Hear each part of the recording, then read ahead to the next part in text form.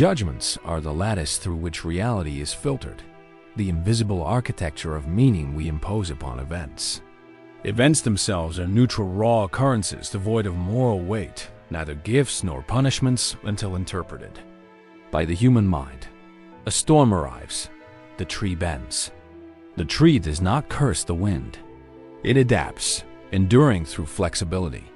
So too must the mind learn to distinguish what happens from what it decides about what happens. Control lies not in shaping the external, but in refining the internal lens through which the external is seen. When a man is insulted, the words spoken are mere vibrations of air, symbols assigned significance by the listener. The sting arises from the judgment. This diminishes me, but diminution is a perception, not an objective fact. Character remains untouched unless surrendered. Reputation may waver, circumstances may shift, but the core of self, if anchored in virtue, remains sovereign. To control judgment is to reclaim sovereignty. It is to say, I will not be ruled by interpretations. I will observe, assess, and respond, but I will not allow automatic emotional machinery to dictate my peace. Consider the difference between seeing a closed door and judging it as a loss. The event is simple. Passage is obstructed. The judgment adds layers: frustration, self-doubt, resentment. Yet the door's closure does not erase possibilities. It redirects them. Another path exists, another method, another opportunity. The mind that controls judgment perceives redirection rather than deprivation. It asks, what now? Not why me? The latter question is a trap, a loop of impotent reasoning that presumes injustice. But the universe owes no explanation. It operates according to laws indifferent to individual preference. Rain falls on the just and the unjust alike. Stars collapse and are reborn. Civilizations rise and fade.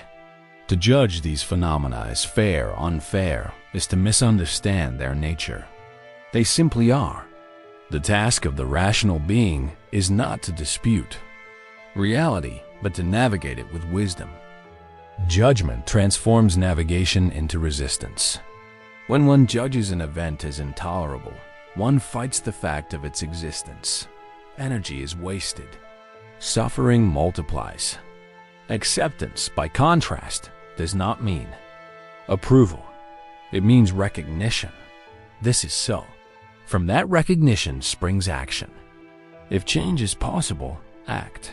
If it is not, adapt. Judgments also shape emotional landscapes. Anger arises from the belief that one has been wronged. Sadness from the belief that something irreplaceable has been lost. Anxiety from the belief that catastrophe looms. Each emotion traces back to an underlying judgment. The event itself is insufficient to generate the emotional response without interpretive input.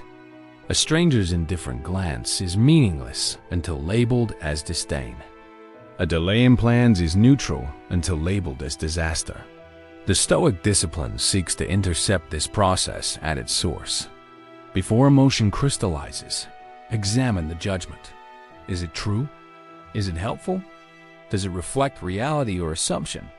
Often, judgments are inherited social scripts, cultural expectations, personal biases.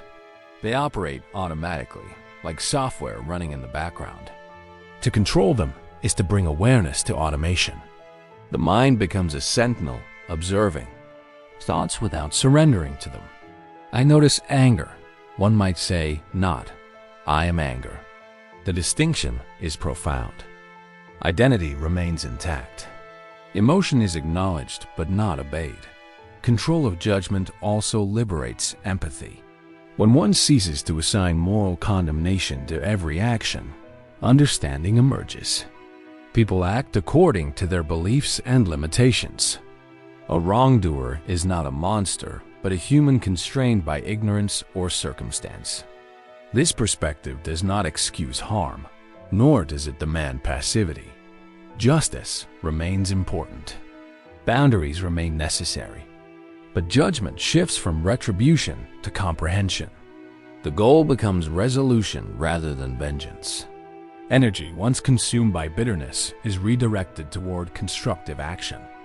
Relationships improve. Mental clarity increases. The world is seen in complexity rather than caricature. To control judgment is to practice intellectual humility. No individual possesses complete knowledge. Perspectives are partial. Information is incomplete. What appears obvious may conceal nuance. A situation judged as failure may later reveal itself as preparation. A setback may become foundation. History abounds with examples of transformation, born from adversity. Yet such transformation requires the mind to refrain from immediate condemnation. It must allow time for understanding to develop. Snap judgments are seductive because they provide closure. They simplify complexity. But simplicity, at the cost of truth, is a poor bargain. The disciplined mind resists premature conclusions. It gathers evidence, reflects, and revises when necessary. Certainty yields to inquiry. Furthermore, controlling judgment fosters inner stability. External circumstances fluctuate, wealth increases and diminishes, relationships evolve, health changes. If emotional equilibrium depends on favorable conditions, it will always be fragile. The alternative is to anchor well-being in judgment.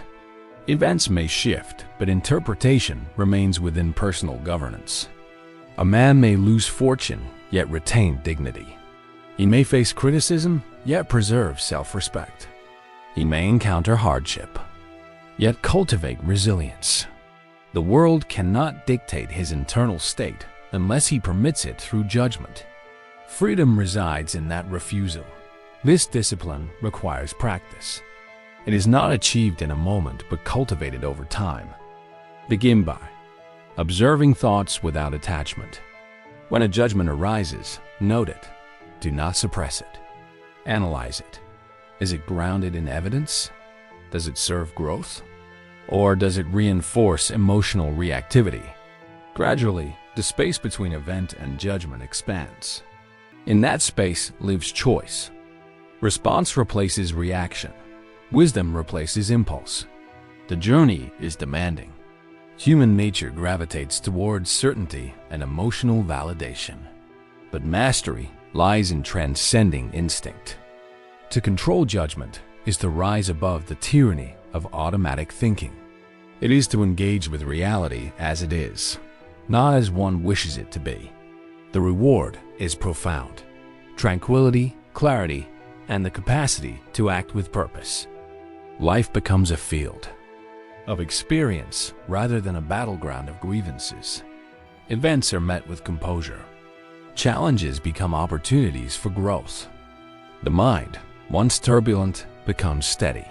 In this steadiness, freedom is found.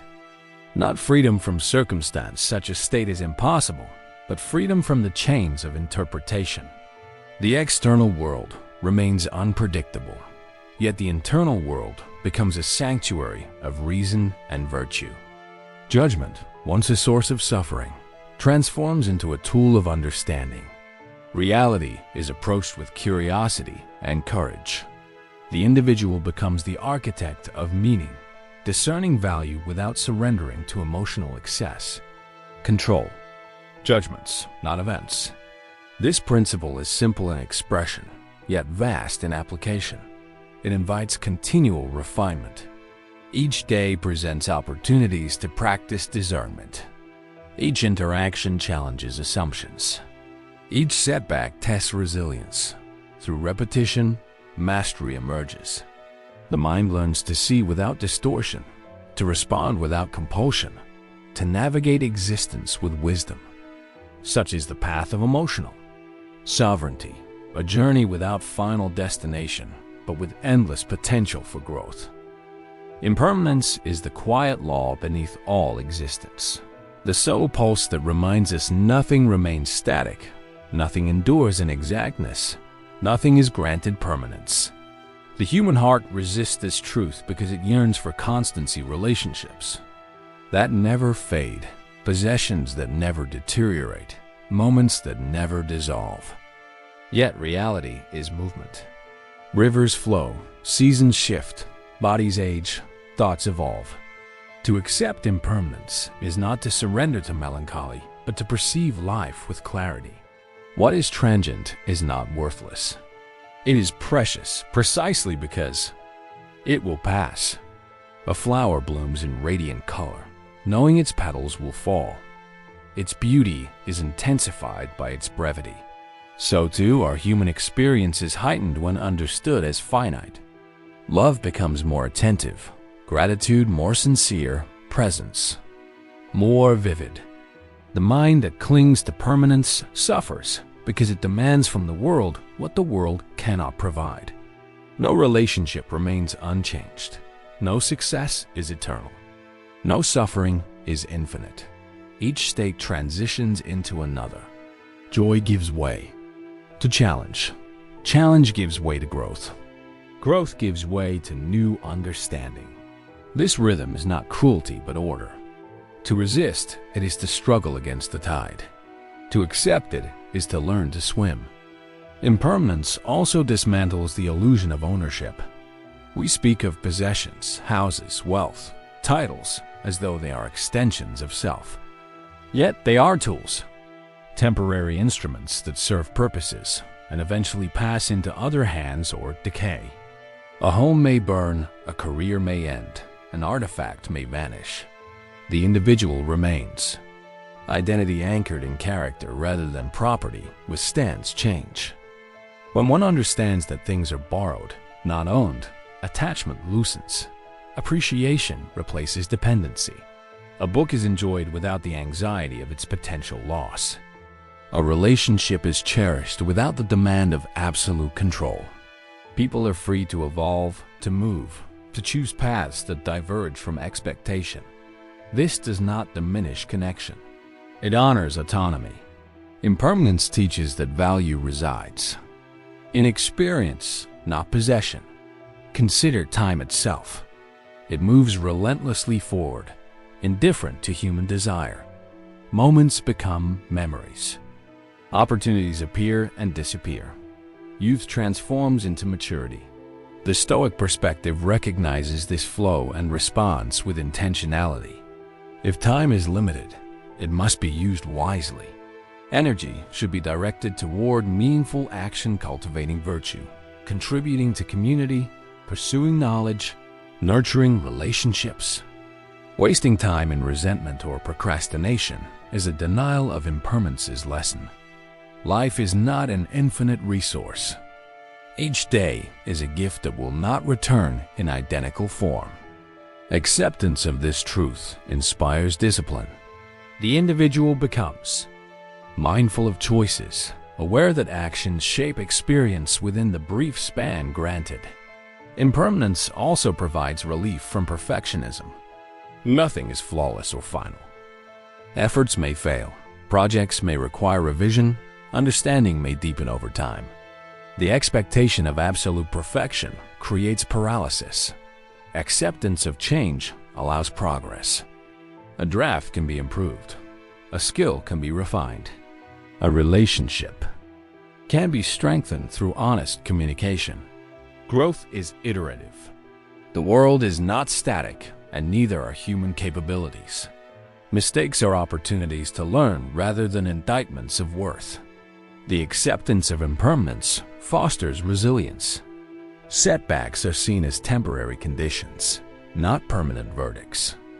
The mind recovers, adapts, and continues. Furthermore, impermanence cultivates humility.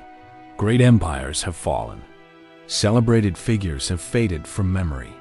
Ideas once considered absolute have been replaced by new understanding. Human knowledge expands and revises itself. To accept impermanence is to recognize the limits of certainty. Opinions may change with evidence. Perspectives may broaden with experience. This humility encourages dialogue and learning. Instead of clinging rigidly to beliefs, one remains open to growth. Truth becomes a journey rather than a fixed destination. Emotional detachment is closely linked to acceptance of impermanence. Emotions often arise from attachment to outcomes, to expectations, to identities. When those attachments are threatened, distress follows. But if one acknowledges that all states are temporary, emotional turbulence diminishes. Happiness is appreciated without fear of its end. Sadness is endured with understanding that it will pass. Anxiety is met with patience, knowing that circumstances evolve. Detachment does not mean indifference. It means emotional freedom. One can care deeply without being enslaved by emotional dependency. Love exists without possession. Compassion exists without burden. Impermanence also enhances creativity. Change invites innovation. When old methods no longer suffice, new solutions emerge. Societies evolve, technologies advance, ideas transform. The individual who embraces impermanence remains adaptable. He or she experiments, learns, and adjusts. Stagnation is avoided. Growth becomes continuous. Creativity flourishes in environments where change is welcomed rather than feared. The mind explores possibilities, unbound by rigid assumptions. Nature exemplifies impermanence. Trees shed leaves and grow new ones. Mountains erode and reshape. Oceans shift with tides. Life cycles begin and end. This constant transformation is not chaos but harmony. Systems evolve to maintain balance. Human existence is part of this larger process. To accept impermanence is to align with reality's natural rhythm.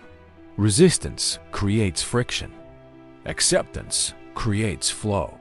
The individual becomes like water, flexible, persistent, capable of navigating obstacles. Impermanence also deepens gratitude. When something is recognized as temporary, it is valued more profoundly. A conversation with a loved one is cherished because it may not repeat.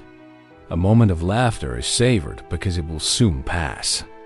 Gratitude shifts focus from what is lacking to what is present. Life becomes richer in meaning. Small experiences acquire significance. The ordinary becomes extraordinary when viewed through the lens of appreciation.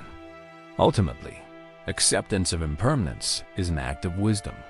It acknowledges the world as it is rather than as one wishes it to be. It frees the mind from futile resistance and opens pathways to understanding. Change is inevitable. The question is not whether it will occur, but how it will be met. With fear and attachment, or with courage and acceptance. The latter choice empowers growth. It transforms uncertainty into opportunity. Life becomes a journey of discovery rather than a quest for unchanging security. Each phase contributes to the whole. Experiences shape character. Challenges refine strength. Moments, though fleeting, leave lasting impressions. To accept impermanence is to embrace the fullness of existence.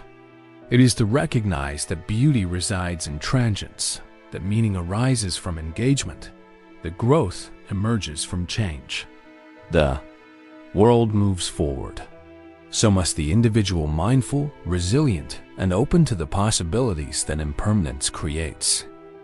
Responding with virtue rather than reaction is the discipline of choosing principle over impulse, of allowing reason to guide action where emotion demands immediacy.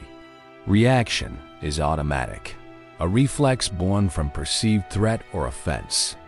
It arises swiftly, often before understanding has matured, and it seeks relief through expression, anger, withdrawal, retaliation, or defensiveness. Virtue, by contrast, requires deliberation. It asks the individual to pause, to evaluate, to act in alignment with values rather than circumstances. When confronted with difficulty, the reactive mind becomes narrow, focused solely on the source of discomfort. The virtuous mind expands, considering consequences, possibilities, and ethical obligations. This expansion transforms situations. What might have become conflict evolves into understanding. What could have escalated into bitterness becomes an opportunity for growth. Virtue does not deny emotion, it governs it. Feelings are acknowledged, but not permitted to dictate behavior. A wave may rise, but the shore remains steady. To respond with virtue is to recognize that actions define character more profoundly than feelings. Anyone can feel anger. Anyone can experience frustration or disappointment. These emotions are human and unavoidable. The distinction lies in response. The virtuous individual refrains from harm, even when provoked. He or she seeks justice without vengeance, communication without hostility, resolution without domination. This does not imply weakness. On the contrary, it requires strength. It is easier to lash out than to restrain oneself. It is simpler to assign blame than to examine personal responsibility. Virtue demands courage, the courage to act rightly when wrongdoing tempts retaliation. In moments of conflict, the question becomes not what has been done to me, but what I will do in response. This shift in perspective restores agency. Circumstances may be beyond control, but choices remain sovereign. Virtue also fosters empathy. Reaction often dehumanizes others, reducing them to sources of irritation or opposition. The virtuous response acknowledges complexity. People act according to their beliefs, experiences, and limitations. A harsh word may stem from pain. A mistake may arise from ignorance. Understanding does not excuse harm, but it contextualizes behavior. This context allows for measured responses. Instead of condemnation, dialogue becomes possible. Instead of estrangement, reconciliation may emerge. Empathy does not require agreement. It requires recognition of shared humanity. Each individual navigates life with challenges and aspirations. To respond with virtue is to engage with that humanity, even in disagreement. Furthermore, virtue prioritizes long-term outcomes over immediate gratification. Reaction often seeks instant relief, saying something cutting, withdrawing abruptly, or asserting dominance. These actions may provide momentary satisfaction, but frequently generate lasting consequences. Relationships suffer. Opportunities diminish. Regret follows. Virtue considers the broader horizon. It asks, what outcome serves growth? What response aligns with integrity? This perspective encourages patience. Difficult conversations are approached thoughtfully. Boundaries are communicated respectfully. Decisions are made with awareness of impact. The virtuous path may be more demanding, but it yields deeper rewards. Trust is preserved. Self-respect remains intact. Progress becomes possible. Responding with virtue also cultivates resilience.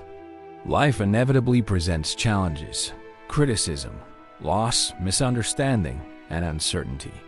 Reaction treats these events as threats. Virtue treats them as experiences. Challenges become lessons. Criticism becomes feedback. Loss becomes perspective. Resilience emerges from the ability to adapt without compromising values. The virtuous individual acknowledges hardship but refuses to be defined by it. Instead of dwelling on adversity, attention shifts to constructive action. What can be learned? How can improvement occur? This orientation transforms obstacles into stepping stones.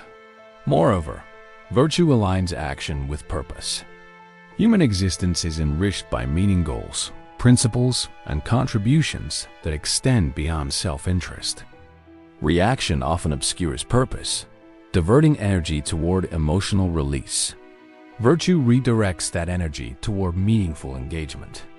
If conflict arises, resolution is pursued. If injustice occurs, corrective action is taken. If misunderstanding exists, clarity is sought. Purpose provides direction. Virtue ensures that direction remains honorable. The individual becomes not merely a participant in events, but an active agent of positive influence. The practice of responding with virtue requires mindfulness. Automatic reactions are powerful because they operate quickly. They bypass reflection. To counter this tendency, awareness must be cultivated. When provoked, pause. Observe the emotional response without immediate action. Name the feeling: anger, frustration, sadness. Recognition creates distance. In that distance, choice emerges. The individual is no longer compelled to act on impulse. Reason regains authority. Questions arise. Is retaliation necessary? Will this response improve the situation? Does it reflect the person I aspire to be?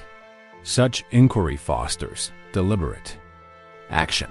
Virtue becomes a habit rather than an exception.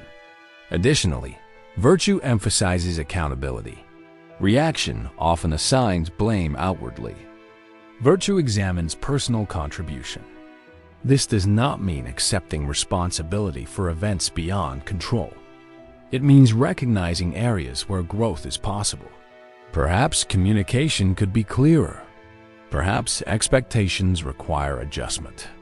Perhaps patience could be strengthened. Accountability empowers improvement. It shifts focus from external fault to internal development. The virtuous individual evolves continuously, learning from experience. Responding with virtue also enhances relationships. Human connections thrive on respect and understanding. Reaction can damage these foundations. Words spoken in anger may wound. Actions taken in haste may erode trust. Virtue preserves relational integrity. Disagreements are addressed constructively. Differences are navigated with civility. Even in conflict, dignity is maintained. This approach fosters mutual respect. Relationships become spaces of growth rather than sources of tension. Ultimately, virtue represents alignment with higher principles: honesty, compassion, fairness, and courage. These principles guide behavior regardless of circumstance. They provide stability in a changing world. When events challenge emotional equilibrium, virtue offers grounding. The individual remembers what matters. Responses reflect character. Actions contribute to personal and collective well-being. Life's complexities are navigated with purpose. To respond with virtue is to embrace responsibility for one's actions. It is to recognize that while events cannot always be controlled, responses always can. This recognition restores agency. It transforms challenges into opportunities for demonstration of character. The virtuous individual becomes a source of stability and wisdom, influencing others through example. Conflict diminishes. Understanding grows. Progress becomes attainable. Virtue is not perfection. It is practice. Each situation presents an opportunity to choose principle over impulse. Success is not measured by absence of difficulty, but by consistency of effort. Over time, the habit of virtuous response strengthens. Reactions become measured. Decisions become thoughtful. Interactions reflect integrity. In a world of uncertainty, virtue remains constant. It is the compass that guides action when circumstances are unclear. It ensures that choices align with values.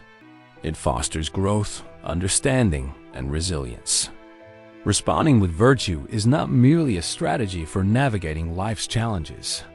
It is a commitment to living with purpose and dignity. Through this commitment, the individual contributes to a world shaped by wisdom and compassion. Emotional detachment is often misunderstood as coldness, a withdrawal from feeling, or a refusal to engage with the depth of human experience. This misunderstanding paints detachment as indifference, as though the detached individual no longer cares, no longer loves, no longer participates in the emotional richness of life. But detachment is not the absence of emotion. It is the mastery of it. It is the capacity to feel without being enslaved by feeling, to experience joy and sorrow without surrendering agency to their tides. Emotional freedom emerges when one recognizes that emotions are visitors, not rulers passing through the mind, offering insight, but not demanding obedience. The detached individual remains open to experience, yet unbound by it. Love exists without possession. Compassion exists without dependency. Happiness is embraced without fear of its loss. Suffering is acknowledged without being allowed to define identity. This is the essence of emotional freedom. Indifference, by contrast, is the absence of engagement. It is the refusal to care, the turning away from the complexities of human connection. Indifference diminishes life because it rejects the opportunity to understand, to empathize, to grow. A person who is indifferent does not feel less. They choose not to feel at all. Detachment is the opposite. It requires engagement with emotion, observation of its contours, and recognition of its transient nature. The detached individual does not suppress feelings, but understands them. When anger arises, it is noticed. Its source is examined.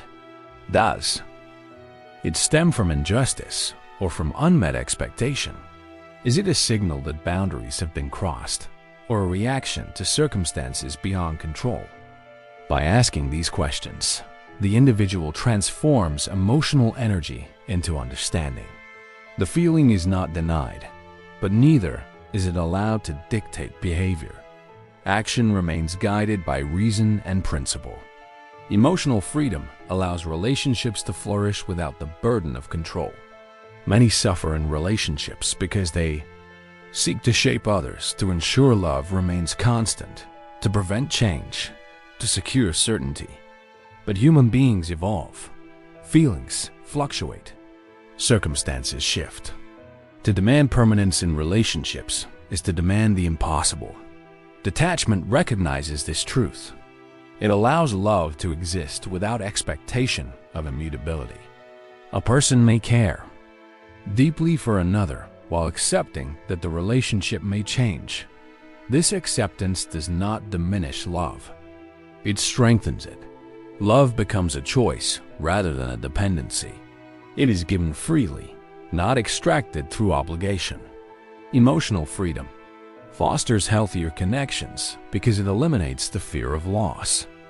When love is not tied to control, it becomes more generous, more authentic, more resilient. Furthermore, emotional detachment cultivates inner stability. Life is unpredictable. Events occur beyond individual control loss, disappointment, misunderstanding, and change. If emotional well-being depends entirely on external conditions, it will always be fragile. The detached individual builds stability within. Happiness is not contingent on circumstances but on perspective. Challenges are seen as opportunities for growth rather than sources of permanent distress. This does not mean denying pain. It means acknowledging pain without surrendering to it. Suffering is temporary. It may be intense, but it does not define existence. Emotional freedom allows the individual to move through hardship with dignity and purpose. Recovery becomes possible. Growth becomes inevitable. Detachment also enhances decision-making. Emotions, while valuable, can cloud judgment when they dominate thought. Anger may provoke hasty actions. Fear may inhibit necessary change. Sadness may obscure possibilities. The detached individual recognizes these emotional influences, but does not allow them to override reason. Decisions are made with clarity. Consequences are considered. Actions align with long-term values rather than short-term impulses. This does not eliminate feeling. It contextualizes it. Emotion becomes information rather than instruction. It informs understanding but does not dictate behavior. The result is wiser choices and more constructive outcomes. Emotional freedom also fosters empathy. When one is not consumed by personal emotional turbulence, greater capacity exists to understand others. Indifference closes the heart to the experiences of others. Detachment opens it. The detached individual can listen without becoming overwhelmed. They can empathize without absorbing the pain of another. This balance is crucial. Compassion that sacrifices personal well-being becomes unsustainable. Detachment allows compassion to be offered without depletion. It enables meaningful support. Without emotional entanglement, relationships become spaces of mutual understanding rather than sources of dependency. Moreover, detachment encourages self-awareness. Emotions are valuable signals. They reveal preferences, boundaries, and needs. But they are not always accurate reflections of reality. A feeling of inadequacy does not necessarily indicate actual inadequacy. A surge of anger does not always signify injustice. The detached individual observes emotions without identifying with them. They ask, "What is this feeling telling me? Is it grounded in truth or in perception?" This inquiry fosters insight. Personal growth becomes possible. Emotional patterns are understood and, when necessary, adjusted. Self-awareness deepens. Emotional freedom also supports resilience. Life inevitably presents difficulties. The detached individual meets these difficulties with composure. They do not deny hardship, but neither do they surrender to it. Resilience arises from the understanding that circumstances change. What seems insurmountable today may become manageable tomorrow. Emotional detachment provides the space to endure challenges without losing hope. It allows the individual to continue moving forward, even in uncertainty. Indifference offers no such strength. It withdraws from engagement and therefore from opportunity. Detachment, by contrast, remains engaged. It participates in life fully while maintaining emotional sovereignty. The individual experiences joy, love, and meaning, but does not become dependent on them for validation. Emotional freedom is not the absence of attachment, but the presence of choice. One chooses to care, to connect, to feel, but also to release when necessary. This choice empowers rather than diminishes. Ultimately, emotional detachment is a path to authenticity. It allows individuals to experience life without pretense or avoidance. Feelings are acknowledged, experiences are embraced, but identity is not defined by emotional states. The self remains grounded in values and purpose. This grounding provides stability and meaning. Life becomes a journey of growth rather than a series of emotional reactions. Challenges become opportunities. Relationships become sources of enrichment. Emotions become guides, not masters. Emotional freedom is therefore not a rejection of feeling, but a refinement of it. It transforms the relationship with emotion from one of dependence to one of understanding. The detached individual remains fully human, capable of love, compassion, and joy while maintaining the strength to navigate life's complexities. Indifference distances us from others and from ourselves.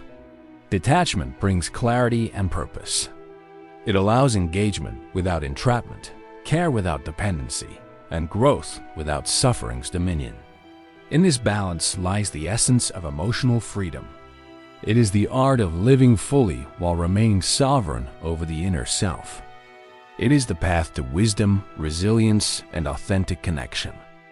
Through detachment, life is not diminished, but enriched, becoming a space of possibility and meaning. Emotional freedom is the foundation of a life well lived, where feeling and reason coexist in harmony, guiding the individual toward understanding and fulfillment.